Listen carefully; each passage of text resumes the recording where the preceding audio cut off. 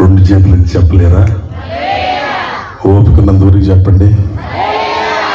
ఇదే స్వరం పెట్టండమ్మా లాస్ట్ దాకా. మంచిది. ముందుగా వేదిక మీద ఉన్న పెద్దలందరికీ నా హృదయపూర్వకమైన వందనాలు. మరి ఆత్మీయులు రాంబాబాయ్ గారికి, ఆత్మీయ తండ్రి గారికి, అలాగే సహోదరులందరికీ కూడా నిండు వందనాలు తెలియజేస్తున్నాను. మరి మాతో పాటు ఉన్న సేవకులు కూడా వందనాలు, మీకు కూడా వందనాలు. ఏ సైలెంట్గా ఉన్నారు? వందనాలు చెప్పడం రాదా? అడిగి పెట్టించుకోవాలా? మరి కుర్చీలో ఉన్న అన్నయ్య కూడా వందనాలు తెలియజేస్తున్నాం. ఇది రాంబాబు గారు సేవకు దేవుడు పిలిచిన పిలుపు 29 సంవత్సరాలు. ఈ 29 సంవత్సరాలు అలుపెరగకుండా ఎక్కడ డేట్ ఇస్తే అక్కడ ఖచ్చితంగా సాధ్యమైనంత వరకు అక్కడ దేవుని వాక్యం అందించడానికి వెళ్ళి, అది దూర ప్రాంతమైన దగ్గరైన సమీపం, ఎంత సమీపం ఉన్నా వారు డేట్ ఇచ్చారంటే ఖచ్చితంగా వెళ్ళడానికి ప్రయత్నం చేసి, మరి పరిస్థితులు అనుకూలం ఉన్నా అనుకూలంగా లేకపోయినా, ఆరోగ్యం సహకరించకపోయినా దేవుని పనిలో ఒక బలమైన సాధనంగా వాడబడుతున్న ఆణిముత్యం లాంటి దేవుని సేవకులు రాంబాబాయ్ గారు. బిగ్గరగా చప్పట్లు కొడుతూ తండ్రి నమ్మని మేము తెచ్చుకున్నాం. వారిని బట్టి కాదు కానీ దేవుడు వారికి ఇచ్చిన ఆయుష్కాలను బట్టి తండ్రికి మహిమ కలుగును గాక. ఎందుకంటే ప్రతిసారి నేను అనంతపురంలో ఉంటాను, లైవ్లో వారి ముఖం చూస్తాం. దేవుడు ఆరోగ్యంగా ఉంచాడు, వాడుకుంటున్నాడని చూస్తూ ఉంటాం. ఎందుకంటే ఒక్కొక్కసారి వారి నోటి గుండా వచ్చే మాట ఎలా ఉండదంటే, కొంచెం బలహీనంగా ఉన్నానయ్యా అంటాడు, కొంచెం ఇబ్బందిగా ఉందయ్యా అంటాడు, ఏదో బాడీ సహకరించట్లేదు అంటాడు. అంతలోకే మళ్ళీ మీటింగ్లో ఉంటాడు. మీకు అసలు చలనం లేదా? చలనం ఉందా? మరి గట్టిగా వెళ్ళి చెప్పరే. దేవుని సేవకుడు బలపరిచి వాడుకుంటున్నాడంటే మనం కూడా ఉత్సాహంగా ఉండాలి. కాబట్టి ఆయా ప్రాంతాల్లో, ఆంధ్ర అయినా, తెలంగాణ అయినా, రాయలసీమ అయినా, ఏ ప్రాంతమైనా మరి దేవుని సేవకులను బలపరుస్తూ వాడుకుంటూ, మరి ఎంత టైం అవుతుందో వారికి అర్థం కాదు. ఒకసారి బెంగళూరులో నేను స్వయంగా చూసింది, వాక్యం అందించారు, మాకు భోజనానికి ఎక్కడో హోటల్ బుక్ చేశారు. ఆ హోటల్లో భోజనం చేసిన తర్వాత అప్పటికి 12:30 అయిపోయింది రాత్రి. ఇక భోజనం చేసి అయిపోయింది కదా, ఇక నిద్రపోదాం అనుకుంటున్నాను నేనైతే. ఒక ఇంటికాడ ప్రేయర్ చేయాల్సిన పరిస్థితి వచ్చింది. వాళ్ళ ఇంటికాడికి తీసుకెళ్లారు. అన్నయ్య రేపు ఉండరు మీరు, ఈరోజు మా ఇంట్లో కొంచెం ప్రార్థన చేసి పెట్టండి. వాళ్ళు వెళ్ళాం. 12:30 దాటిపోయింది. అంతలోకి ఒక ముసలం ఉంది అక్కడ. ఆమంటుందయ్యా, 25 సంవత్సరాలు అయింది నీ మాటలు విని, కొద్ది నిమిషాలు మాటలు చెప్పరాదా అన్నాడు. నేను ఆమె కళ్ళు ఎగాదేగా చూస్తున్నా. టైం 1 గంట అవుతుంది, ఈ టైంలో వాక్యం చెప్పమంటుంది ఏదని. కానీ ఓపిక చేసుకుని అక్కడ కూడా వాక్యం చెప్పాడు. దేవునికి స్తోత్రం కలుగును గాక. అక్కడ కూడా వాక్యం చెప్పాడు. నాకైతే అర్థమే కాదు, ఎంత ఓపిక అన్నకి, ఎంత ఓపిక. ఆ సమయంలో ద వర్డ్ మినిస్ట్రీస్ ని ప్రారంభం చేసి, వారికి దేవుడిచ్చిన దర్శనం అనేక మంది సేవకులను పురికొరపాలి, అనేక మంది సేవకులను ఉజ్జీవింప చేయాలి. సేవకులు సదస్సు అంటే అన్నకు ఎక్కడ లేని ప్రాణం. దేవునికి స్తోత్రం కలుగును గాక. సేవకులు సదస్సు ఉన్న, సేవకుల మీటింగ్, ఏ మీటింగ్ అయినా సరే, మేమైతే సేవకుల మీటింగ్లు కొంచెం భయపడతాం. పెద్ద పెద్ద దేవుని సేవకులు ఉంటారు, వాళ్ళ ముందు మైక్ తీసుకొని మాట్లాడితే ఏమైనా పొరపాటుకు మాట్లాడతామని. అంతమందిలో కూడా ధైర్యంగా వెళ్తారు. అదొక స్టైల్లో కూర్చుంటారు, అదొక రకంగా వస్తుంది. వాయిస్ వచ్చేలేక ఇంకా మారిపోయింది అంతా. దేవునికి స్తోత్రం కలుగును గాక. ఆ ధైర్యం మాకు రాదు, రమ్మన్నా రాదు. నాకైతే రాదు రమ్మన్నది. కొంచెం నేను తడబడతానే ఉంటా. కారణం ఏంటంటే నేను చేసే సేవ స్వార్థముతో కాదు, నిస్వార్థంగా చేస్తున్నాను. Praise the Lord. ఇది స్వార్థపూరితమైన సేవ కాదు, నిస్వార్థంగా దేవుని పని కోసం నిలబడి చేస్తున్నానే ఒక ఆశ. కాబట్టి ఎక్కడికి వెళ్ళినా దేవుని సేవకుల విషయంలో మరి సగర్వంగా చెప్పుకునే మాటలు ఇవి.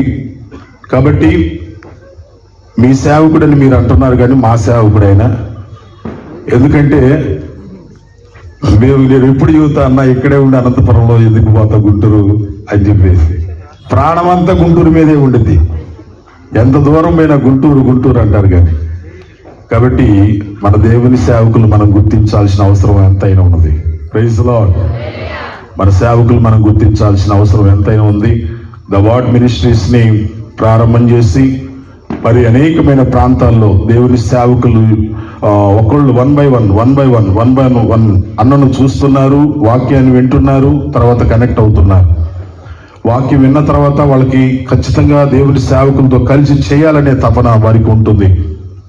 కాబట్టి ఇప్పుడు వరకు ఎజ్రా పాస్టర్ గారు, నేను, తర్వాత రాజారావు గారు, తర్వాత యోగేశ్వరరావు బ్రదర్ గారు, మరి షాలేం గారు, తర్వాత మరి విజయన్న గారు, ఈ రీతిగా అనేక మంది దేవుని సేవకులు, బెన్ని, తర్వాత పేట్రు, మరి ఇక్కడ కొంతమంది సహకారులు, అనంతపురంలో నుంచి మేము, ఇలాగూ దేవుని సేవకులుగా ఎందుకు కనెక్ట్ అవుతున్నామంటే ఇది వారిలో ఏమి ఆశించింది కాదు, కానీ వాక్యం. ఆ వాక్యము బైబిల్లో లోకారాసిన సువార్తలో ఉంది, వాక్య సేవకులై ఉండాలని. కాబట్టి ఆ వాక్య సేవకులై ఉండాలనే ఆశతో అలాగూ కనెక్ట్ అయిపోయి అన్నగారు చెప్పిన తర్వాత ఇంకా ఆలస్యం చేయబుద్ధి కాలేదు. వాస్తవంగా ఈ మీటింగ్ అందుతానా లేదా అనేది నాకు పెద్ద బాధ.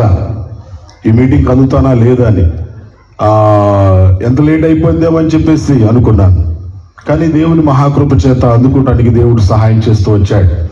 ఎందుకు చెప్తున్నానంటే మరి ఆయా ప్రాంతాల్లో ఇప్పుడు వైద్యంలో జరుగుతుంది పరిచర్య, బట్లపల్లిలో జరుగుతుంది పరిచర్య, ఈదర్లో జరుగుతుంది పరిచర్య, సాంబశివపేటలో జరుగుతుంది పరిచర్య, పిన్నెల్లో జరుగుతుంది పరిచర్య, గాడిపత్రివారిపాలెంలో జరుగుతుంది పరిచర్య, ఇటుపోతే యంగలాపాలెంలో జరుగుతుంది పరిచర్య, గుంటూరులో, ఏమవరంలో, తర్వాత ఈ రీతిగా పలు ప్రాంతాల్లో దేవుని యొక్క పరిచర్య అనేది ఈ యొక్క వార్డ్ మినిస్ట్రీస్ ద్వారా జరుగుతూ వస్తుంది. ఇందులో ఇప్పుడు ఒకవేళ ఇక్కడున్న సేవకులు కూడా మేము తెలియజేసేది ఏంటంటే ఇది ఏదో డబ్బు ఇచ్చేది కాదు, ఇంకోటేం కాదు.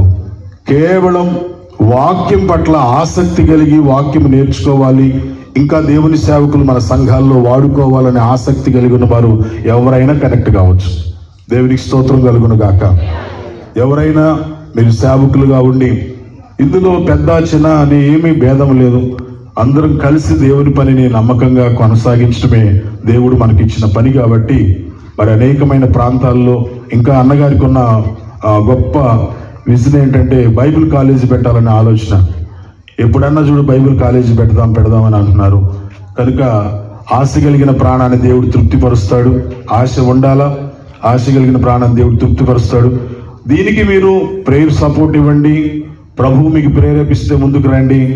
కానీ ప్రతి ఒక్కరు కూడా దేవుని సేవకుల కోసం మీరు ప్రత్యేకంగా ప్రార్థన చేస్తారని నేను కోరుకుంటున్నాను. దేవునికి స్తోత్రం కలుగును గాక. దేవుని సేవకులు, ఎందుకంటే ప్రియులారా, ఒక మాట, ఒక మిలిటరీ అయినా రిటైర్డ్ అయిపోయి ఇంటికి వచ్చాడు. ఇంటికి వచ్చిన తర్వాత తన అనుభవాలు చెప్తున్నాడు. ఏం చెబుతున్నాడంటే, ఈ చేతికి గాయం ఎప్పుడైందో తెలుసా, ఈ కాలుకు గాయం ఎప్పుడైందో తెలుసా, ఈ ఇక్కడిక్కడ గాయాలు ఎప్పుడైనా తెలుసా, పలానా ప్రాంతంలో జరుగుతున్న యుద్ధములో ఈ గాయాలైనాయి, పలానా ప్రాంతంలో జరుగుతున్న యుద్ధములో పార్టిసిపేట్ చేసినప్పుడు సావాల్సిన నేను ఈ గాయాలతో బయటపడ్డాను.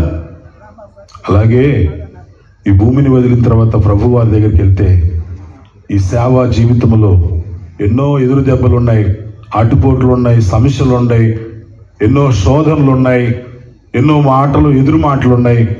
అన్నిటినీ అధిగమించి ఏ గాయమైనా సరే ఆపుకోకుండా కొనసాగించబడుతున్న ఈ పరిచర్య. దేవునికి స్తోత్రం కలుగును గాక. అన్నిటికంటే ముఖ్యంగా ఆరోగ్య విషయంలో, అన్నగారి యొక్క ఆరోగ్య విషయంలో ఈరోజు బ్రతికి ఉన్నాడంటే దేవుని కృప అనుకుంటాం. గట్టిగా హల్లెలూయా చెప్పండి. ఈరోజు కళ్ళ ముందు కనపడుతున్నాడంటే దేవుని కృపే. ఈరోజు మనందరి ముందు కనపడుతున్నాడంటే దేవుని కృపే అనిపిస్తుంది. ఎందుకంటే అందరికున్న పరిస్థితులు వేరు, అయ్యగారికి ఉన్న పరిస్థితులు వేరు. కనుక మీ అనుదిన ప్రార్థనలో జ్ఞాపకం చేసుకొని, మరి అన్నగారికి ఉన్న ఇంకొక ఆశ కూడా చెప్పాలి. ఈ మీటింగ్ అయిపోయిన తర్వాత బ్రహ్మాండంగా జరిగింది చాలు అనుకోడు, నెక్స్ట్ ఎక్కడ ప్లాన్ చేద్దాం అంటాడు. మీకు చలనం లేదు, మీరు చలనం లేదు. కోడిగుడ్డు చూసారా దాంట్లో ప్రాణం ఉంటుంది కదా. కోడి కింద అయితే పిల్ల వచ్చింది, కదలికలు లేవు. అట్నే ఉన్నారు మనవాళ్ళు కూడా. కొంచెం గట్టిగా చెప్పు. ఇది అయిపోయిన వెంటనే ఏ మండలంలో పెడదాం, ఏ జిల్లాలో పెడదాం, ఎక్కడికి పోదాం, ఎవరన్నా పిలిస్తేనే పర్లా, పిలవకపోతే ఇంకెంటనే కార్యక్రమం స్టార్ట్ అయ్యి. దేవునికి స్తోత్రం కలుగును గాక. మాలాంటి సేవకులైతే ఎక్కడ తేవాలా, ఏం కథ, డబ్బులు ఆడి నుంచి వస్తాయి మేము ఆలోచన చేస్తాం. అది ఆలోచన అసలు అన్నకి లేదు. నెక్స్ట్ వెంటనే ప్లాన్, అయ్యా ఈ సంవత్సరం ఎటు చేసామా, ఇంకొంచెం వచ్చే సంవత్సరం ఇంకొంచెం గ్రాండ్గా చేద్దాం, అది ప్లాన్. ఎప్పుడు పరిచర్య, ministry ministry ministry ministry ministry. దేవుని మహాకృప అటువంటి బాధ్యత కలిగిన, ఆసక్తి కలిగిన దేవుని సేవకులు మనకు దొరకటం. చప్పలు కొడదాం. దేవుడు వారిని నిండారులుగా దీవించి బలపరిచి వాడుకొనును గాక. అలాగే మినిస్ట్రీ కోసం కూడా మీరు మీ అనుదిన ప్రార్థనలో జ్ఞాపకం చేసుకొని ఉన్న సేవకులందరినీ మీ ప్రార్థనలో ఎత్తిపట్టాలని నా హృదయపూర్వకంగా తెలియజేస్తున్నాను. అనంతపురం నుంచి కూడా బిడ్డలు వచ్చారు, వారికి కూడా వందనాలు చెప్పగానే నిజంగా మీ అందరికీ వందనాలు తెలియజేస్తున్నా మాటలు ముగిస్తున్నాను. Praise the lord.